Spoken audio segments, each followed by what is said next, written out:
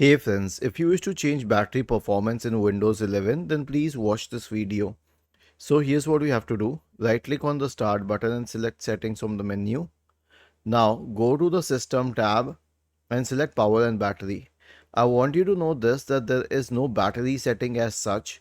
The maximum that you can do is change the power mode for best performance or best battery efficiency, whatever you prefer, and the same for the on battery mode. And also you can change the screen and sleep timings and the energy saver. Okay, if you turn it on, it will save energy when the battery is low, and you can also choose the energy saver level.